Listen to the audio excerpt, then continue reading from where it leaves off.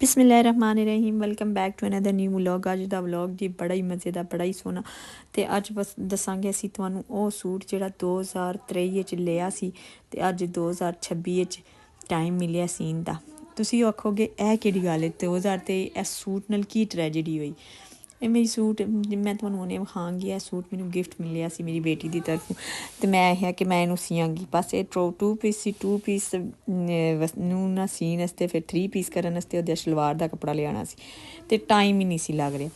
ਮੈਨੇ ਉਹ ਹੀ ਨਹੀਂ ਸੀ ਹੋ ਰਿਹਾ, ਮੈਨੇਜ ਹੀ ਨਹੀਂ ਸੀ ਹੋ ਰਿਹਾ ਕਿ ਸੀਆਂ ਅਤੇ ਐਤਕੀ ਈਦ 'ਤੇ ਖੁਸ਼ਨਸੀਬੀ ਐਸੀ ਕਿ ਇਸ ਸੂਟ ਦੀ ਵੀ ਵਾਰੀ ਆ ਗਈ। ਮੈਂ ਅੱਲਾ ਦਾ ਸ਼ੁਕਰ ਅਦਾ ਕੀਤਾ। ਮੇਰੀ ਬੇਟੀ ਆਦੀ ਚਲੋ ਜੀ ਸ਼ੁਕਰ ਏ, ਸਾਡਾ ਇਹ ਵਾਲਾ ਸੂਟ ਵੀ ਮਾਮਾ ਨੇ ਸੀ ਲਿਆ। ਦਰਜ਼ੀਆਂ ਦੀ ਜ਼ਿੰਦਗੀ ਤੁਹਾਨੂੰ ਮੈਂ ਕੀ ਦੱਸਾਂ ਕਿੱਡੀ ਮੁਸ਼ਕਿਲ ਹੈ। ਉਹਨਾਂ ਨੂੰ ਆਪਣੇ ਸੂਟ ਵਾਸਤੇ ਟਾਈਮ ਹੀ ਨਹੀਂ ਲੱਗਦਾ।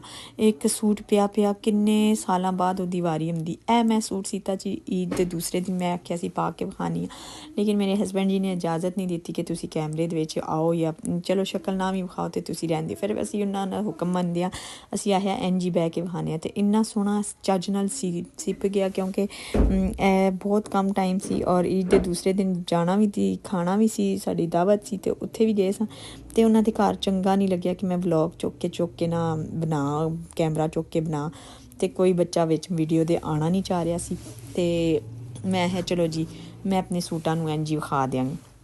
ਉਹ ਸੂਟ ਨਾਲ ਜਿਹੜੇ ਮੈਂ ਏਅਰਿੰਗਸ ਪਾਏ, ਚੂੜੀਆਂ ਪਾਈਆਂ, ਉਹ ਵੀ ਵਿਖਾਵਾਂਗੀ। ਅਤੇ ਜਿਹੜਾ ਸੂਟ ਅੱਜ ਮੈਂ 3 ਸਾਲਾਂ ਬਾਅਦ ਸੀਤਾ ਉਹ ਵੀ ਤੁਹਾਨੂੰ ਵਿਖਾਵਾਂਗੀ।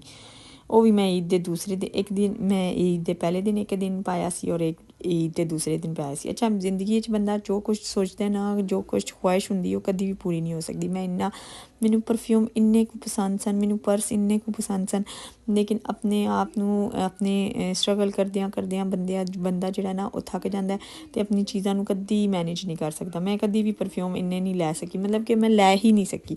ਅਤੇ ਅੱਜ ਮੈਂ ਤੁਹਾਨੂੰ ਦੱਸਣੀ ਹਾਂ ਕਿ ਮੈਨੂੰ ਪਰਫਿਊਮ ਜਿਹੜੇ ਸ਼ੌਕ ਸਨ ਨਾ, ਹੁਣ ਜਦੋਂ ਸ਼ੌਕ ਖ਼ਤਮ ਹੋ ਗਏ ਨੇ, ਇੰਨੀ ਹਸਰਤ ਰਹੀ ਨਹੀਂ ਹੈ। ਅਤੇ ਇਹ ਮੈਨੂੰ ਗਿਫਟ ਮਿਲੇ ਸਨ। ਮੇਰੀ ਬੇਟੀ ਨੂੰ ਪਤਾ ਕਿ ਮਾਮਾ ਨੂੰ ਪਰਫਿਊਮ ਬਹੁਤ ਪਸੰਦ ਸਨ ਅਤੇ ਉਹ ਮੇਰੇ ਵਾਸਤੇ ਪਹਿਲੇ ਵੀ ਲੈ ਕੇ ਆਈ ਸੀ, ਇਹ ਵਾਲਾ ਵੀ ਲੈ ਕੇ ਆਈ ਸੀ। ਅਤੇ ਇਹ ਵਾਲਾ ਜਿਹਾ ਸੂਟ ਜਿਹੜਾ ਅੱਜ 3 ਸਾਲਾਂ ਬਾਅਦ ਸਿਪਿਆ। ਇੱਕ ਦਰਜੀ ਦੀ ਜ਼ਿੰਦਗੀ ਦਾ ਤੁਹਾਨੂੰ ਕੀ ਪਤਾ ਕਿ ਉਹਦੇ ਕੋਲ ਆਪਣੇ ਕੱਪੜਿਆਂ ਵਾਸਤੇ ਟਾਈਮ ਨਹੀਂ। ਹਾਂ, ਕੁਛ ਲੋਕ ਹੁੰਦੇ ਨੇ ਜਿਹੜਾ ਕੁਛ ਆਪਣੇ ਵਾਸਤੇ ਮੈਨੇਜ ਕਰਦੇ ਨੇ, ਪਹਿਲੇ ਆਪਣਾ ਸੂਟਾਂ ਨੂੰ ਸੋਹਣੇ ਚੱਜ ਨਾਲ ਬਣਾਉਂਦੇ ਨੇ, ਫਿਰ ਉਹ ਕਿਧਰੇ ਹੋਰ ਕੁਛ ਕੰਮ ਕਰਦੇ ਨੇ। ਅਤੇ ਇਹ ਵਾਲਾ ਜਿਹੜਾ ਸੂਟ ਹੈ ਨਾ, ਮੈਂ ਅੱਜ 3 ਸਾਲਾਂ ਬਾਅਦ ਸੀਤਾ ਕਿਉਂਕਿ ਇਹਦਾ ਟਰਾਊਜ਼ਰ ਨਹੀਂ ਸੀ ਹੈ। ਫਿਰ ਉਹਨੂੰ ਲਿਆਉਣਾ ਸੀ, ਬਣਾਉਣਾ ਸੀ, ਕੱਟਣਾ ਸੀ, ਇਹ ਉਹ ਕਰਦਿਆਂ ਬਹੁਤ ਟਾਈਮ ਲੱਗ ਗਿਆ। ਅਤੇ ਅੱਜ ਸਾਡੇ ਘਰ ਦਾਵਤ ਸੀ ਅਤੇ ਮੈਂ ਤਵਾ ਟਿੱਕਾ ਬਣਾ ਰਹੀ ਸਾਂ। ਇਹਦੀ ਰੈਸਪੀ ਅਗਰ ਕਿਸੇ ਨੂੰ ਚਾਹੀਦੀ ਹੋਏ ਤਾਂ ਮੇਰੇ ਚੈਨਲ 'ਤੇ ਕਮੈਂਟ ਕਰਨਾ, ਮੇਰੇ ਚੈਨਲ ਨੂੰ ਲਾਈਕ, ਸ਼ੇਅਰ, ਸਬਸਕ੍ਰਾਈਬ ਜ਼ਰੂਰ ਕਰਨਾ। ਅਤੇ ਜਿਹੜੇ ਇੱਕ ਦਰਜੀ ਹੁੰਦੇ ਨੇ ਨਾ, ਉਹਨਾਂ ਦਾ ਦੁੱਖ ਭਰਾ ਅਹਿਸਾਸ ਤੁਸੀਂ ਜ਼ਰੂਰ ਕਰਨਾ। ਉਹਨਾਂ ਦੇ ਚੈਨਲ ਨੂੰ ਸਬਸਕ੍ਰਾਈਬ ਕਰਿਆ ਕਰੋ। ਉਹਨਾਂ ਦੀ ਜ਼ਿੰਦਗੀ 'ਚ ਸਟਰਗਲ ਜਾਂਦੀ ਹੈ, ਉਹਨਾਂ ਨੂੰ ਆਪਣੇ ਸੂਟਾਂ ਅਤੇ ਸ਼ੋਧਿਆਂ ਨੂੰ ਟਾਈਮ ਹੀ ਨਹੀਂ ਲੱਗਦਾ। ਅਤੇ ਜ਼ਿੰਦਗੀ 'ਚ ਅੱਗੇ ਵਧਣ ਦੀ ਕੋਸ਼ਿਸ਼ ਵਿੱਚ ਜਿਹੜਾ ਨਾ ਬੰਦਾ, ਉਹ ਜਿਹੜੇ ਦਰਜੀ ਸਿਰਫ ਆਪਣੀ ਜ਼ਾਤ ਵਾਸਤੇ ਹੈ ਨਾ, ਲੋਕਾਂ ਦੀ ਸਟਿਚਿੰਗ ਨਹੀਂ ਕਰਦੇ ਅਤੇ ਉਹਨਾਂ ਵਾਸਤੇ ਬਹੁਤ ਆਸਾਨੀਆਂ ਹੁੰਦੀਆਂ ਨੇ। ਉਹ ਤਾਂ ਆਪਣੇ ਕੱਪੜੇ ਵੰਨ ਸਵੰਨੇ ਪਾ ਕੇ ਸੀ ਕੇ ਪਾ ਕੇ ਲੋਕਾਂ ਨੂੰ ਵਿਖਾਉਂਦੇ ਨੇ ਅਤੇ ਅੱਛੀ ਗੱਲ ਹੈ, ਵਿਖਾਉਣੀ ਵੀ ਚਾਹੀਦੀ ਹੈ।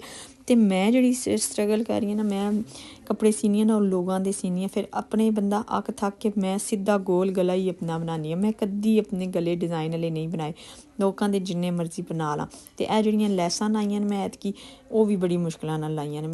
ਮੈਂ ਤਾਂ ਸਿੱਧੇ ਸੀ ਲੈਣੀ। ਮੈਂ ਨਹੀਂ ਬਸ ਹੁਣ ਅੱਕ ਥੱਕ ਗਈ ਹਾਂ, ਹੁਣ ਨਹੀਂ ਮੈਂ ਕੋਈ ਵੀ ਉਹ ਕਰਨਾ, ਕੋਈ ਡਿਜ਼ਾਇਨਿੰਗ ਨਹੀਂ ਕਰਨੀ, ਕੋਈ ਕੁਛ ਨਹੀਂ ਲਾਉਣਾ, ਅਤੇ ਬਸ ਇੰਝ ਹੀ ਬਣਾਉਣਾ। ਅਤੇ ਸਾਡੀ ਦਾਵਤ ਬੜੀ ਸੋਹਣੀ ਤਿਆਰ ਹੋ ਗਈ ਸੀ। ਬੜੇ ਸੋਹਣੇ ਮਹਿਮਾਨਾਂ ਨੂੰ ਆਉਂਦਿਆਂ ਨਾ ਬੜਾ ਟਾਈਮ ਲੱਗ ਗਿਆ ਸੀ। ਮਹਿਮਾਨ ਆ ਹੀ ਨਹੀਂ ਸਨ ਰਹੇ।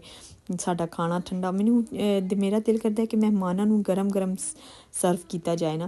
ਅਤੇ ਮੈਂ ਟਿੱਕਾ ਕੱਢਿਆ ਜਦੋਂ, ਅਤੇ ਹਲਕਾ ਜਿਹਾ ਕੋਸਾ ਸੀ, ਮਹਿਮਾਨ ਆ ਗਏ ਸਨ। ਮੈਂ ਕਿਹਾ ਚਲੋ ਜੀ ਟੇਬਲ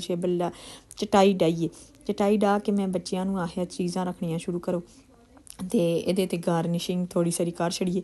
ਜੇ ਇਹਦੇ 'ਤੇ ਧਨੀਆ ਜਾਂ ਪੁਦੀਨਾ ਪਿਆ ਹੁੰਦਾ ਹੋਰ ਸਵਾਦ ਆਉਣਾ ਸੀ, ਲੇਕਿਨ ਹੁਣ ਤੁਹਾਨੂੰ ਪਤਾ ਈਦ ਦੀ ਵਜ੍ਹਾ ਤੋਂ ਅੱਜ ਤੀਸਰਾ ਦਿਨ ਹੈ। ਹਾਂ, ਮੈਂ ਈਦ ਮੁਬਾਰਕ ਵੀ ਨਹੀਂ ਕੀ। ਅੱਲਾ, ਇੱਕ ਦਰਜੇ ਦੀ ਜ਼ਿੰਦਗੀ ਕਿੰਨੀ ਗਮਗੀਨ ਹੈ ਕਿ ਮੈਂ ਤੁਹਾਨੂੰ ਈਦ ਮੁਬਾਰਕ ਵੀ ਨਹੀਂ ਕੀ। ਮੇਰੇ ਸਬਸਕ੍ਰਾਈਬਰਾਂ ਨੂੰ, ਮੇਰੇ ਭੈਣ ਭਰਾਵਾਂ ਨੂੰ ਬਹੁਤ ਬਹੁਤ ਈਦ ਮੁਬਾਰਕ। ਅੱਲਾਹ ਤਾਲਾ ਤੁਹਾਨੂੰ ਬਰਕਤਾਂ ਲਈ, ਰਹਿਮਤਾਂ ਲਈ, ਅੱਗੇ ਵੀ ਈਦਾਂ ਬਹੁਤੀਆਂ ਸਾਰੀਆਂ ਵਿਖਾਏ ਅਤੇ ਅੱਲਾਹ ਤਾਲਾ ਖੁਸ਼ੀਆਂ ਦੇ। ਅਤੇ ਵੇਖੋ ਮੇਰੀ ਜ਼ਿੰਦਗੀ ਦੀ ਕਹਾਣੀ ਦੇ ਵਿੱਚ ਕਿੰਨਾ ਮੋੜ ਹੈ ਕਿ ਮੈਂ ਤੁਹਾਨੂੰ ਈਦ ਮੁਬਾਰਕ ਵੀ ਨਹੀਂ ਕਹਿ ਸਕਦੀ। ਮੈਂ ਰੋਜ਼ ਆਦੀ ਸਾਂ, ਮੇਰੇ ਨਾ ਉਹ ਲਿਖ ਕੇ ਕੀ ਆਹੀ ਦਿਨ ਯਾਰ ਉਹਨੂੰ ਵੀ ਨਹੀਂ ਜ਼ੇਨ 'ਚ ਆਉਂਦਾ ਪਿਆ। ਜਿਹੜਾ ਅਕਸਰ YouTube 'ਤੇ ਲਿਖਿਆ ਲਾਇਆ ਹੁੰਦਾ ਵਲੋਗਰਾਂ ਨੇ, ਉਹਨੂੰ ਕੀ ਆਹੀਦਾ ਤੁਸੀਂ ਮੈਨੂੰ ਮੈਸੇਜ ਕਰਕੇ ਦੱਸਣਾ।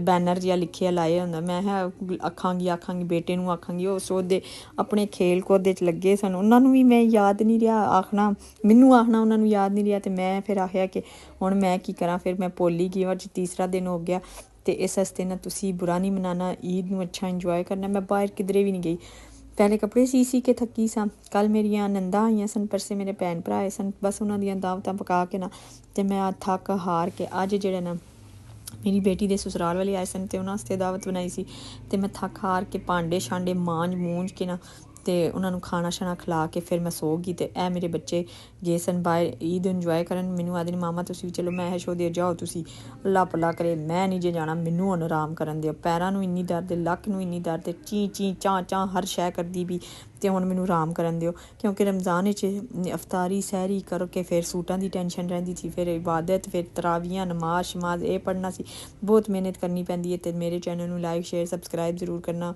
ਅੱਲਾਹ ਤਾਲਾ ਤੁਹਾਨੂੰ ਵੀ ਬਹੁਤ ਜ਼ਿਆਦਾ ਆਸਾਨੀਆਂ ਨਾਲ ਨਵਾਜ਼ੇ, ਅਤੇ ਮੇਰੇ ਚੈਨਲ ਨੂੰ ਜ਼ਿਆਦਾ ਸ਼ੇਅਰ ਕਰਨਾ। ਅੱਲਾ ਹਾਫਿਜ਼, ਦੁਆਵਾਂ 'ਚ